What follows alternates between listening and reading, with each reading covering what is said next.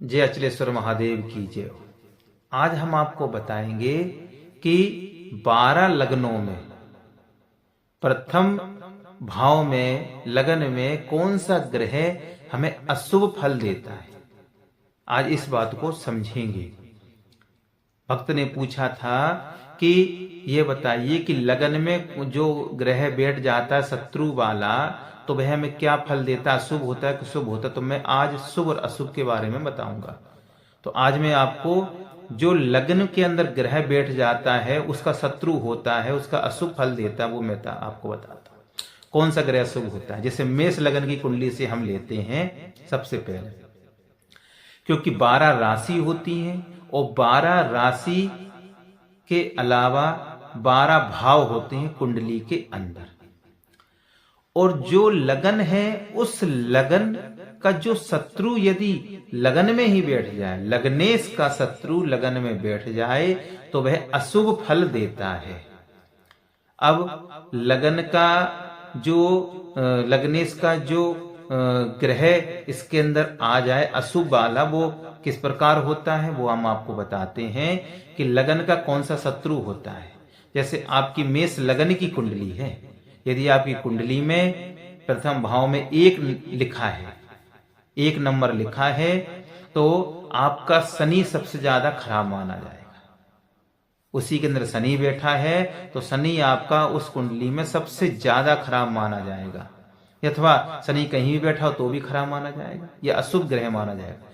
इसके बाद वृष लगन की कुंडली है, 2 नंबर लिखा है आपकी उसी लगन के अंदर 2 नंबर, तो आपका गुरु सबसे ज्यादा खराब माना जाए। क्यों? वृष का स्वामी क्या होता है? शुक्र, और गुरु एक दूसरे के शत्रु हुए।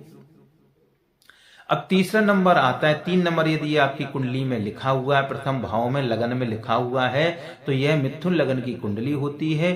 मिथुन लगन में यदि मंगल बैठ जाए तो भी यह सबसे अशुभ ग्रह माना जाएगा, अशुभ माना जाएगा, ये ध्यान दीजिए। या फिर कहीं भी मंगल बैठा होगा तो भी खराब माना जाएगा। अब आपकी कुंडली में 4 नंबर लिखा है तो ये कर्क लगन हुई आपकी।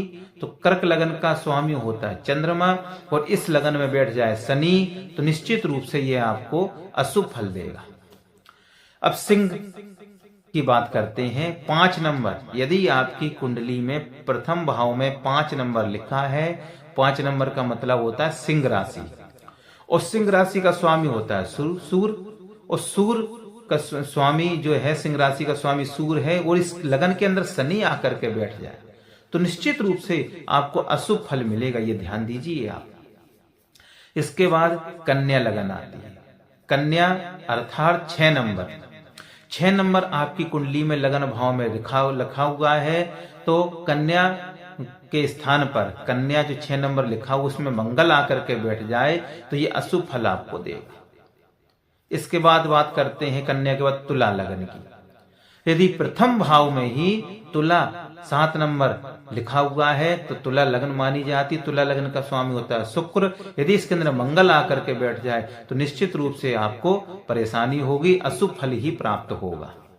इसके बाद बात करते हैं वृश्चिक लगन। आप अपनी कुंडली उठा करके देखिए, यदि उसके अंदर वृश्चिक लगन है, वृश्चिक का मतलब है 8 नंबर लिखा हुआ है प्रथम भाव में, तो यहां पर बुध देवता सबसे ज्यादा आपको अशुभ फल देंगे।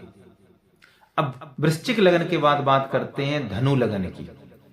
तो धनु लगन अर्थात 9 नंबर, यदि आपके प्रथम भाव में 9 नंबर लिखा हुआ है, तो 9 नंबर जब लिखा हुआ है तो वह आपका माना जाएगा धनु लगन, और यदि इसके अंदर शुक्र आकर के बैठ जाए तो ये अशुभ फल आपको देगा। महादशा में अंतरदशा में निश्चित रूप से आपको ये परेशान करेगा। इसके बाद बात करते हैं मकर लगन की। मकर लगन अर्थात 10 नंबर, 10 नंबर कुंडली में लिखा हुआ है और इसी के स्थान पर चंद्रमा बैठा हुआ है, तो निश्चित रूप से आपका चंद्र बहुत ही खराब माना जाएगा इस कुंडली के अंदर।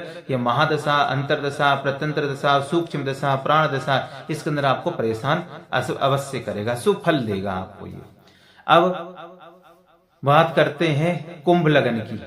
तो कुंभ लगन अर्थात 11 नंबर, 11 नंबर आपकी कुंडली में लिखा हुआ है और यहीं पर चंद्रमा आकर के बैठ जाता है, तो निश्चित रूप से आपको अशुभ फल की प्राप्ति होगी। जब जब ये ग्रह गोचर में या महादशा में भी आ जाएगा तो आपको निश्चित रूप से परेशान करेगा।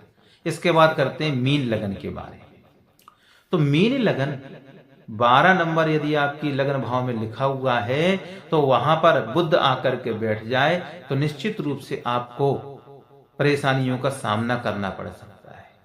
तो बुध का उपाय करें, महादशांतर दशा में आपको परेशान अवश्य ही करेगा।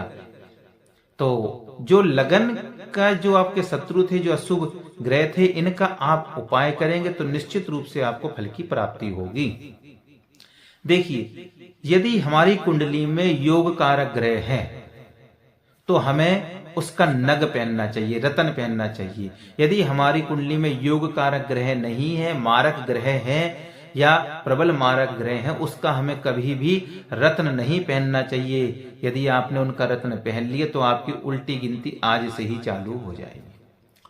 इसलिए हमें योग कारक ग्रहों का जो होता है वही रत्न पहनना चाहिए। और जो प्रबल का मारक है और बाधक ग्रह हैं, मारक ग्रह हैं, उनका हमें सिर्फ जाप कराना चाहिए अथवा दान देना चाहिए।